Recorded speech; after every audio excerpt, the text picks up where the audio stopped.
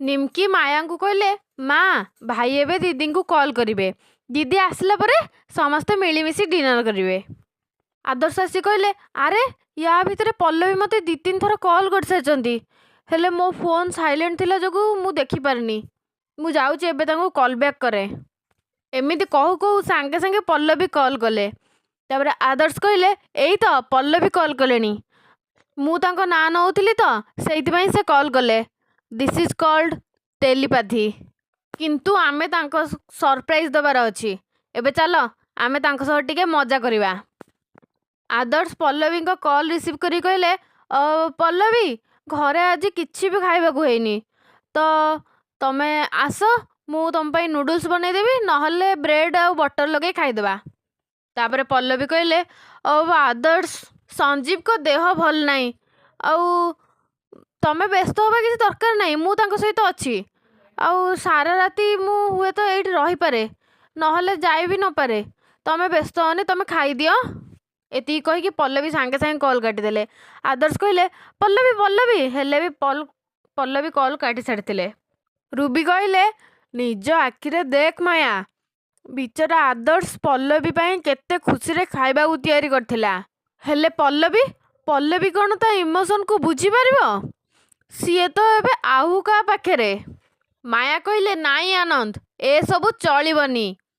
ମୁଁ ବୁଝିପାରୁନି ତମେ ଏସବୁ ପାଇଁ କିଛି କହୁନ କାହିଁକି? ଯଦି ମୁଁ ମୁହଁ ଖୋଲୁଛି ତାହେଲେ ମୁଁ ସମସ୍ତଙ୍କ ଆଗରେ ଖରାପ ହେଇଯାଉଛି। ଏବେ ଶୁଣିଲ ନା ପଲ୍ଲବୀ କ'ଣ କହିଲା? କେତେ କଷ୍ଟରେ ଆଦର୍ଶ ଡିନର ତିଆରି କରିଥିଲା, କେତେ ଖୁସି, କେତେ ଏକ୍ସାଇଟମେଣ୍ଟରେ ତାକୁ କଲ୍ କରିଥିଲା। କିନ୍ତୁ ପଲ୍ଲବୀର ଟୋନ୍ ଶୁଣିଲ ତ? ଏକଦମ ପ୍ଲେନ୍, ଡ୍ରାଏ।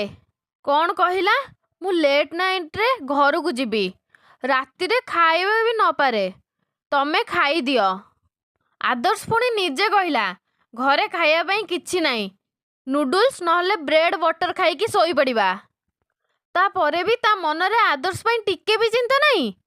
ଆଜି ଯଦି ସତରେ ଘରେ କିଛି ଖାଇବାକୁ ନଥାନ୍ତା, ତାହେଲେ ଆଜି ରାତିରେ ମୋ ପୁଅ କ'ଣ ଖାଇକି ଶୋଇଥାନ୍ତା? ଅଲଗା ତ ଗୋଟେ କିଚେନ୍ କରିଦେଲା, ହେଲେ ସେଠି ରୋଷେଇ କରିବାର ଦାୟିତ୍ୱ ତୁଲେଇବ କିଏ? ଆଦର୍ଶ କହିଲେ, ମା କିଚେନ୍ ଅଲଗା କରିବାର ଦାୟିତ୍ୱ ପଲ୍ଲବୀଙ୍କର ନୁହେଁ, ମୋର ଥିଲା। ଆଉ ସେଇ କିଚେନ୍ରେ ରୋଷେଇ କରିବାର ଦାୟିତ୍ୱ ମୋର ମଧ୍ୟ ଥିଲା। କାରଣ ମୁଁ ଜାଣିଥିଲି ପଲ୍ଲବୀଙ୍କ ଡ୍ୟୁଟି ହିଁ ଏମିତି, ତାଙ୍କୁ ବେଳେବେଳେ ରାତିରେ ବାହାରେ ରହିବାକୁ ହିଁ ପଡ଼ିବ। ଆଉ ସେଇଥିପାଇଁ ବି ମୁଁ ପ୍ରିପେୟାର୍ଡ ବି ଅଛି ମା। ଖାଲି ସଞ୍ଜୀବର ଦେହ ଖରାପ ହେଇଗଲା, ସେଇଥିପାଇଁ କିଏ ବା କ'ଣ କରିପାରିବ?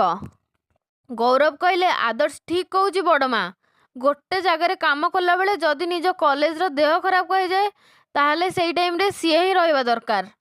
ଆଦର୍ଶ କହିଲେ, ଆଉ ଏମିତିରେ ବି ତାର ତ କେୟାର ନେବା ପାଇଁ କେହି ନାହାନ୍ତି। ନୀଲମ କହିଲେ, କ'ଣ ହେଲା? ଏତେ ଡିସେଣ୍ଟ ବୟ, ତାଙ୍କ ଘରେ ତାଙ୍କର କେୟାର ନେବା ପାଇଁ କେହି ବି ନାହାନ୍ତି?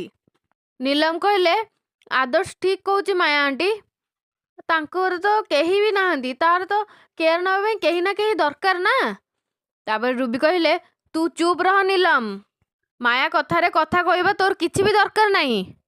ତାପରେ ମାୟା କହିଲେ, ସଞ୍ଜୀବର ଘରେ କେହି ବି ନାହାନ୍ତି, ତା ବୋଲି କ'ଣ ପଲ୍ଲବୀ ତାର କେୟାର ନେବ? ମର୍ଡର କେସ୍ରେ ଫସି ମାନସିକ ଆଘାତ ପାଇ ତୁ ବି ତ ଲକଅପ୍ରୁ ଫେରିଛୁ ଆଦର୍ଶ, ତୋ ପ୍ରତି କ'ଣ ତାର କିଛି ବି ଚିନ୍ତା ନାହିଁ କ'ଣ?